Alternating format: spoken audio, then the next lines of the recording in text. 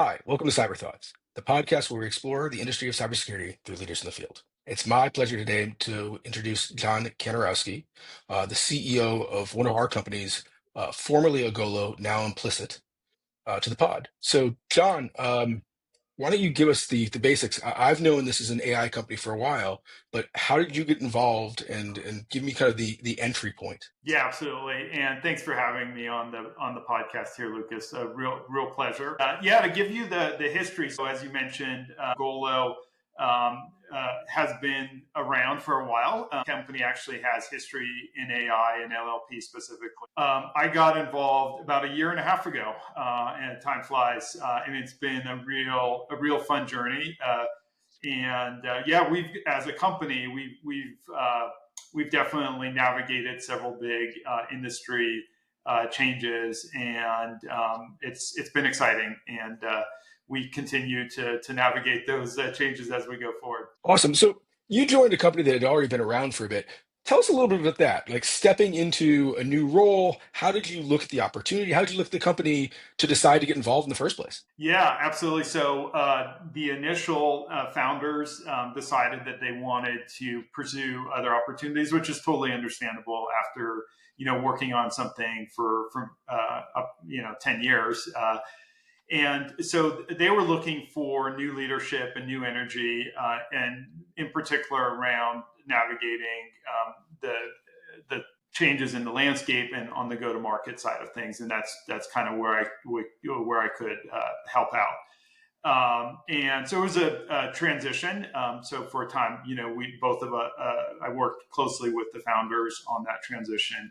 And to answer your question around the opportunity and how we kind of went about that, it was really looking closely at what particular technology expertise and skill set we had in house, and how that was relevant in an LLM and Gen AI world. We have a lot of expertise, and we had built up a product that was relevant in the pre-LLM world. And then the question was, how do we stay relevant in this new world? So, as coming into a company, how did you view the tech? Was it I'm doing a lot of tech diligence? Like, how did you decide to make that choice? Because you had other options. And so, what drew you to Implicit? Yeah, so it's a great question. And I've been in the tech world for the last 25 years, but I'm not a technologist by trade. And so a lot of this is conversations with the team, but then also bringing in consultants as well. So trusted advisors that have a lot of technical expertise, so that I can kind of triangulate with them and get there. And then they had very detailed conversations with the technical team to really understand our areas of expertise, because the team definitely had a lot of strengths, and had developed very valuable products as well, and technology as well. And so it was kind of a combination of direct conversations that I had, but then also bringing in people that could provide more technical depth and kind of triangulate my own perspective. Got it. So you found technology you liked, you found a team that felt you could work with, but clearly there needed to be some strategy pivot. How did you view that? How did you make that pivot? How did you dig in and decide, okay, I think this is the way to take this going forward? Yeah, I think at a high level, the process is definitely one of developing a hypothesis based on all the conversations that we had, testing that hypothesis with the team, and then also with the market, and then evolving it. We're in a fortunate position where we do have several customers, longstanding customers, both commercial as well as government customers. And so also, like, having conversations with them about our product vision going forward was super important as well, and kind of getting feedback from them on the new vision, and then, like I was saying, like iterating as well, because it's unlikely that you're immediately going to come up with, okay, exactly, here's what the direction should be. You come up with an overall vision, and then bounce it off the team, bounce it off the customers, and get their feedback, and then adjust based off of that. And that's worked well for us. We talk a lot as an industry about the founder journey and what do founders do, but it's different when you step into a role this way. How do you hit the ground running? What's your 30, 60, 90-day plan when you come into what's essentially still a startup, but you kind of have to, take it in a new direction, make it your own? Yeah, so great question. The one thing about the 30 days is it actually starts like a minus 15 days, right? Like as soon as like you commit to like, hey, I'm gonna go here, like the clock starts, right? And you start doing like your third party research. And but then one of the key things that I ended up doing, which in retrospect I'm really glad I did, is I had a conversation with everyone in the company. So like, and we're not a huge company; we're about 35 people, but conversations with everyone and very open-ended questions to kind of get their perspective on things. So that was really important in that first 30 days. The next thing was meeting with customers. To the extent it was possible, obviously I didn't want to disrupt sort of the natural cadence of meetings, but like to the extent it was possible, customer conversations, and then leading up to those, like listening to all that, like every customer conversation, or pretty much everyone is recorded these days. So going back and listening to a bunch of those recordings as well, so that kind of get a real good feel for the customers. And then the other key piece was that technology assessment as well that we were talking about before. And then as those puzzle pieces kind of come together, you start seeing what you have, and you start coming up with ideas. And then we kind of phased into like a kind of a typical sort of strategy brainstorming type of process. We did SWOT analyses. We worked on our vision and things like that. And then, that kind of led to an initial hypothesis. Okay, this is what we should focus on. And well, it was actually three things that we could focus on. So we had a threefold hypothesis, and then kind of tested those with pretty extensive customer conversations. So a prospect and customer conversation. So going out and talking to, like, at that point then, and this is like towards the 90-day point, like we had like 50 conversations with prospects in those three, kind of testing those three hypotheses that we come up with, and then we kind of settled on one after that. Cool. So we jumped in pretty fast, and like I don't know if I did a good enough job setting the table. The original technology was natural language processing, and then the world of LLMs comes in. So why don't you kind of explain the technology that you started with, your hypothesis, and then what you're doing today to let everyone kind of sink their teeth into the product that you have now? Yeah, absolutely. And so we started out, and in a nutshell, the first product that we developed was a summarization product. So you kind of have to like rewind back to like pre-chat GPT days, and like this is around like 2015 to 2019 time period. And summarization was a really meaty problem, hadn't really been solved yet. And so the team did a fantastic job of solving that and acquiring customers for that. And as part of that, the team was actually, and this obviously predates me, I joined a year and a half ago, but like during the 2020 to 22 era, the team was actually like an early adopter of the early versions of ChatGPT. So before it like was anywhere even close to where it is now, even mainstream. So they were early adopters, and they started picking up on like, wow, this is like really powerful technology. And by the way, this is going to leapfrog what we've been working on. And so that's obviously that's a pretty tough realization to make.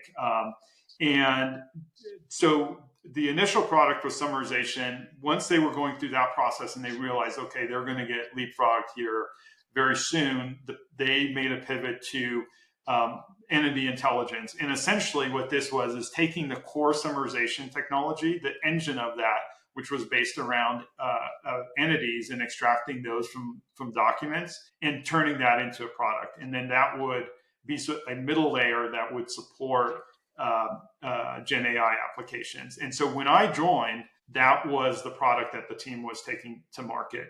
And it's a very technical product. I mean, it's kind of hard to describe even as I'm describing it right now. And so that was one of the challenges was finding adopters for this. And so what we've pivoted to now is leveraging that core technology, but also integrating in several LLMs to solve a very specific business problem, which is product expertise.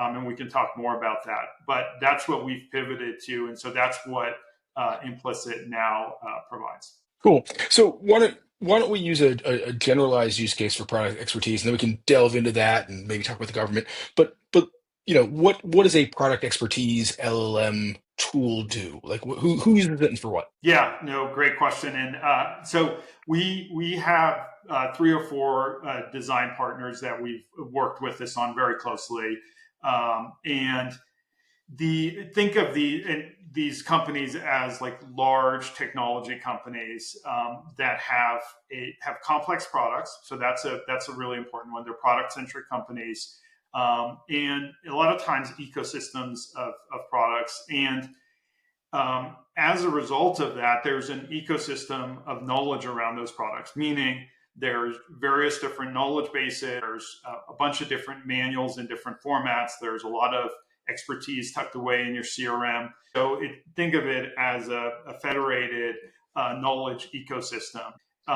So because of that, it's hard for employees. Like if you're a customer-facing employee, let's say you're a customer success manager at one of these companies, it's hard to answer product questions, and particularly if you're a new employee. If you've been there for a while, this is what you learn, and this is your expertise and your differentiation. But if you're a new employee, understanding all of those products is really hard. And so that's what we help with is building a large language model based product expertise chatbot, and obviously we can deliver those answers in different ways as well. But so it really helps employees that are customer facing. So think of customer success, technical support, customer service people. But now, of course, the next question is, well, if you have all of that product expertise in one place, can't you also make this available to your customers? And that's the journey our customers on as well. So once they have confidence in the answers, then also making this available on their website directly to customers, so that the customers can answer their own questions, and then that has the impact of being able to deflect those calls, which would have turned into higher cost support interactions, but being able to deflect those by just giving the customer the answer whenever they want it. So that, in a nutshell, is what we're doing. I can certainly go into more details on some use cases, but that's the focus area. Very cool. So I guess why don't we dive in, because you mentioned a use case in kind of cybersecurity, which, as you know, is kind of my bread and butter, the place where I love to play. So I'd love to talk about that use case specifically, and then maybe we can chat about the government versus commercial. Yeah, cool. So it turns out, I mean, this is again one of those things that we didn't know, but it turns out like the problem that we're solving is very prevalent in software companies in general, but then cybersecurity specifically. And the one use case that one of the prospects came to us with, and that we're now working with them on, it has turned out as it really resonates well. And what it is, they have a system where their system automatically generates vulnerability reports, and it's an AI-based solution. And what we're helping them with is, before that vulnerability report goes to customer success, we're running it through our engine and basically analyzing it against a very specific library of content, which is their content. And think of this as, people use this term walled garden, but think of it as their proprietary content. It's now not out on the open internet. It's not available for like the ChatGPTs of the world. But it is fed into our large language model. And so we've done a lot around so when that incident report comes in, we analyze it, leveraging the data that we have, and then we come up with a hypothesis as to what caused this and then what the potential solution could be. And then that is then provided to the customer success person when they first set eyes on that vulnerability report. And so it gives them, it makes them, it empowers them. So it gives them more knowledge. And it also does so really quickly. So it saves them time as well. And then they can in turn reach out to that customer either however they want to, like by email or Slack or whatever their preferred communication mode is, and then engage in a conversation about that vulnerability report. And for this customer, the key thing was not, hey, it's not like we want to somehow avoid that call and automate this response. No, that's not what they wanted to do. They wanted that call because it's actually an opportunity for them to show value to their customer. But they want to make that call faster and more effective and more efficient. And that's what we're enabling them to do. And so then if you look at like the business impact or the ROI of that, it's from those downstream customer relationships, improving just the customer satisfaction, which in turn will lead to a higher likelihood of retention, maybe upsell opportunities that kind of come up as part of that vulnerability conversation. So it's a really exciting use case, and it's not one that we had initially were aware of, but it's one of those that we're like, wow, this is really cool, and there's probably broader applicability for this. Very cool. So I'm going to use that as a way to pivot. Yeah. You work with both the commercial sector and government. You've got a pretty technical product that has to be modified for each of your customers. So you have to work with them. How is it the same working for those, and how is it differing working with the government versus working in the commercial sector? Yeah, so it is. It does feel like I am driving down like different strides of the street on the same day, right? Like it's like I'm over in the UK and then I'm back in the US because it is a very different experience. The use cases are similar, but just the way these organizations, the way they gather information, the way they make decisions is very different. A lot of times people talk about speed as being a big difference, and I don't think that's what it's about really. Because what I've noticed from our government customers is that they make decisions pretty quickly as well.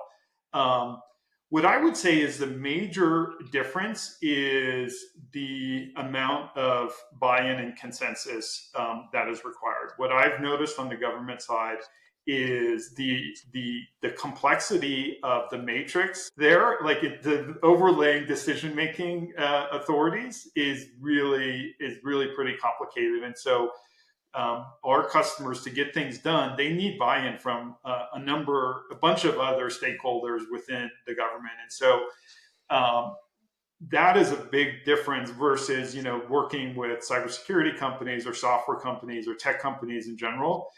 Decision-making authority is obviously there's matrix there as well, and you need a buy-in from a broader set of stakeholders, but it's definitely not as complex as on the government side. And so what this means kind of is that like when you are working with the government, you really need champions and Sherpas and guides and people that understand. You have to trust them, right? Like because there's no way you can really understand. And in particular, so we're working with some customers that are in the DoD and in the intelligence space, and so you absolutely 100% have to trust your guides to be successful and help them, right? So, yeah, go ahead. Yeah. How do you toggle, in some ways, you are the sales leader, right? Like CEO, your job is selling. How do you Yeah. toggle between those different customers? Do you do it on a daily basis? Do you have different teams? Like, how do you view that job of, okay, I've got one lane that looks like this, and I got one lane that looks very different. How do you manage that? Yeah, absolutely. And you probably gathered. So my background is in sales. I grew up on the sales side of software companies. And yeah, so it's different teams. And one of the things, like as a startup, and particularly in this day and age, you need to be lean. So we've got a very lean team here, but what we do is we supplement our team with advisors. So we work with a bunch of different advisors on the government side, but also on the commercial side, so that and that fills in gaps that we have in terms of like industry expertise, in terms of relationships, things like that. And so that's a big part of what we do in terms of like our team supporting these. Ends up being the same. I mean, we're a small operation in the grand scheme of things, right? And so everyone here wears two hats, and supports both commercial and federal. So I'm going to take this in a different route for a couple Yeah. seconds. We mentioned this was originally an NLP technology, natural language processing. The team saw, the coming, let's call it tsunami hurricane, Yeah. sea change of LLMs. How has the company managed to weather that? Because, that could have easily kind of killed something in that, wow, this major change is coming down the pipe, and the stuff that we've been working on, while still maybe valuable, is not going to be the thing going forward. Yeah, I think it's the humility is a big part of it, and just being kind of reading the tea leaves, and then adjusting based off of that. So that kudos to the previous team and the founders. They're really the ones that kind of had their pulse on the changes, and then made the right decisions. The other thing that I would say is having really good, transparent relationships with our investors, because you can't do this without support, right? And so making sure that investors are really informed and bought in and part of the decision making process, right? Like, so that's just super important.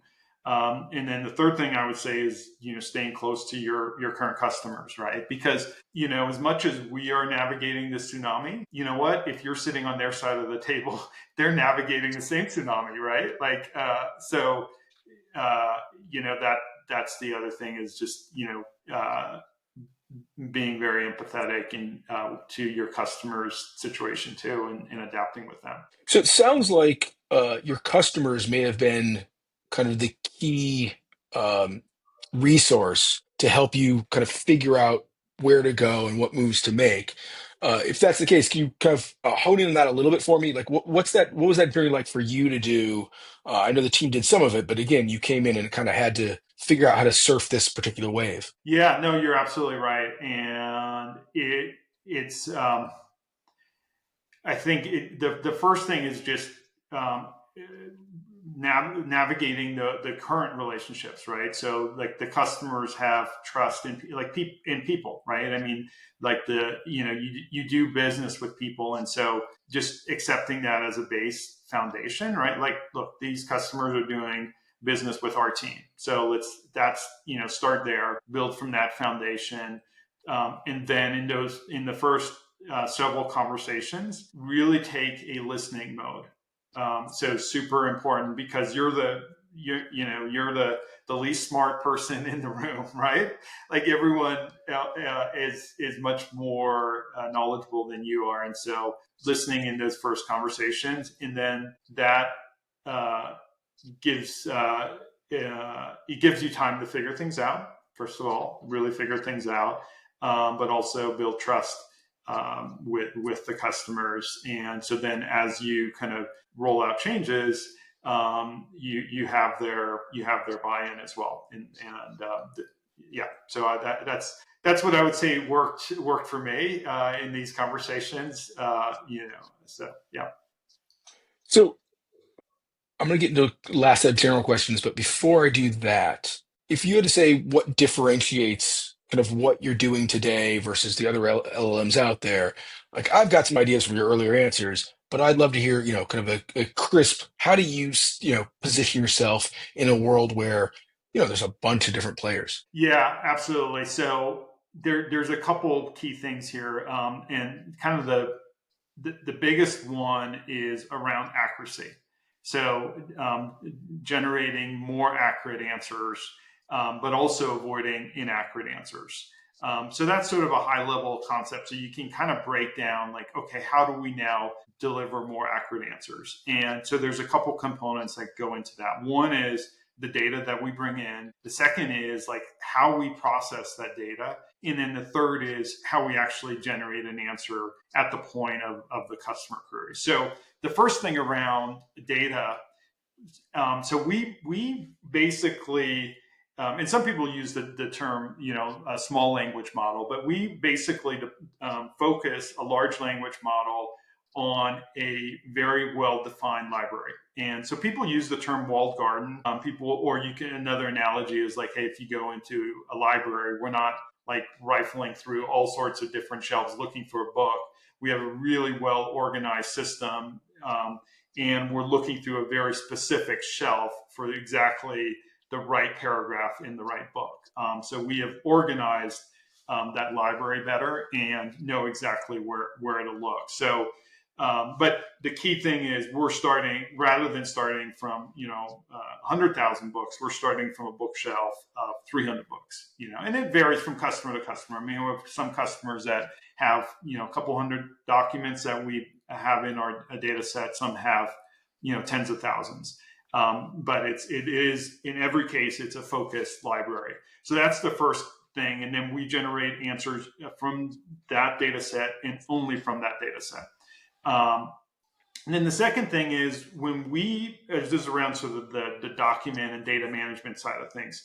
So our team has a lot of expertise in NLP and natural language processing, and in particular around entity extraction. So when we go through a particular document, we have a preloaded taxonomy that has multiple dimensions, but the key ones are product and situations. And so when we go through that document, we are going in and doing entity extraction for every single product, accessory, components, things like that is referenced in that document. And so then also all the situations. And so think of situations as like areas or concepts where there are issues and actions. And so we're going through and doing a semantic search to find sections. It might be a couple sentences, might be a paragraph, might be more that relate to a particular situation. And then we're tagging that as well. And so our team is like absolutely world-class at that step of like going through these documents and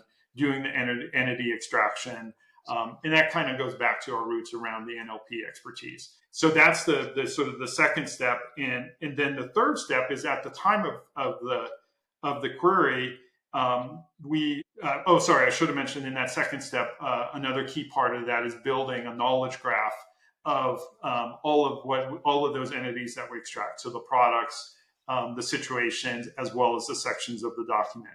So we create a knowledge graph. And so then the third piece is at that point when the customer, it could be an employee, could be an end user, is coming in with a question, then we do a graph RAG process. So we're doing a graph query. What part of that knowledge graph is relevant here? But then we're layering on a vector search as well to really hone in on exactly the right part of the data set that we have. And so this enables us to hit that accuracy that we're talking about, that is industry leading, but also do this in a really efficient way. So because this process is a pretty standardized process that we do, we can save our customers GPUs as well in this process too. So I know it's a bit of a longer answer, but that's how we differentiate, is really around accuracy, and then the various different data management steps that kind of lead into that. Awesome. So let me ask a general question here. You're trying to surf a wave, to use a common metaphor. Where do you think the industry's headed? Where's the wave going in general? How are you going to stay out in front of it? Yeah. So that is a $1 million question, right? Like, what the key thing is staying very close to at least for us, is staying very close to our customers. And so we have a pretty clear understanding of what the customer problem is that we're solving. We know what type of customers have this problem. And we're solving a part of that problem right now. The most valuable part, in our view, but obviously there's additional parts to that as well. And so That's how we're staying focused, is by staying focused on that customer problem that we're solving, and then biting off additional layers to it. That enables us to stay one step ahead of all the changes that are happening. Now, the other thing that I would say too, though, is, as much as we are a provider of Gen AI solutions, we are also a consumer of Gen AI solutions, right? So we have embedded models in our solution, so we're also constantly looking at, okay, what's new, what models have come out, and for specific tasks in our solution. So a lot of those things that we're doing, like around entity extraction, around building the graph, and then around generating the answer, we leverage large language models as well. And so as new models come out, we also are constantly saying, hey, what tool is the best for our particular use case. So that's how we're kind of surfing that wave, if you will, just like everyone else, making sure that we're staying current and using what's best for our particular needs. Cool. Um, what has you most excited in the next 6 months? Like what do you want to see happen next? So I'm going to divide this answer based on the two different customer bases that we serve, so commercial and federal. On the commercial side, so we launched Implicit in March, right? So it's early days for us. Right now, we're engaging with a bunch of different prospects. So a key thing is converting those prospects into customers, driving value, driving real ROI. Super important. Also, we want to be fortunate in that process and work with good customers, good people, right? Like ultimately, that's what's going to drive our roadmap, 18, 24 months from now. So that's a key thing for us. Then on the federal side, and obviously, as you can imagine, this is a crazy time to be selling into the federal government. There is just a lot of volatility, a lot of uncertainty that are in our customers' minds, right? Like their world is spinning. I mean, it's hard for us on sitting outside of the government to truly appreciate that, and so. What I hope for there is, and I'm sure we will get to this point of more stability, more clarity around what the strategic imperatives are, and then being able to, once our customers have a clearer view of that, and a lot has changed even in the last 4 weeks. There's definitely been an increase in clarity, but over the next 6 months. A clearer view of what their direction is and how they're going to support our warfighters in different ways, and how AI can play a big role in that. And there is a very there's a large group of people that are very knowledgeable within the government, that are very knowledgeable about LLMs and the opportunity to leverage these within the government for a bunch of different obvious and non-obvious use cases. So there's going to be a lot of innovation there. And I think we are really well positioned to support them in a way that aligns with their strategies and in a way that's super efficient as well. So we don't bring in the cost structure that other companies bring in. And so because of that, we can deliver a lot of value at a price point that is super compelling to our federal customers. Great. To wrap up, what are you reading? What book would you recommend? What's on your mind? Yeah, absolutely. So what I will say is, I'm one of these people that I used to read a ton, but now, like, I feel like most of the ideas that I consume come in through podcasts and if I read, quote unquote, read, it's via Audible. Okay. So the one podcast, and all my friends know this, that I absolutely love is The Rest is History. And so if you haven't listened to it, I definitely encourage you. It's phenomenal, and I love history in general, and it's two British guys that they put out like an episode like every other day. So there's a Wow. ton of stuff out there. But yeah, so that's one I consume more than anything else. Yeah, it was one of those where, in fact, they actually did a tour of the U.S. and so I happened to be in New York the time that they were in New York, and so I went to their show. So I actually was one of those geeks that actually saw them live, and that was yeah, it was cool. That's wonderful. Okay, so let me give you the chance to plug stuff. Where can people find Implicit? Where can they find you? Yeah, Yeah, implicit.cloud. So implicit.cloud is where we're at. And then I'm just John at implicit.cloud. So that's the easiest way to get a hold of me. And yeah, I'd love to hear from anyone. I love networking and just having conversations, even if the goal is not obvious as to how we're going to collaborate or move forward. I love helping people out, and if there's any way I can do that, certainly would love to do that. And then I'll share more about what we do. And if there is a way for us, for somebody to introduce us to somebody that might care about our technology, that's awesome as well, obviously. perfect. Well, thank you so much for joining me today. I really appreciate your time, John. Yeah, thanks, Lucas. My pleasure. All right, bye. Bye.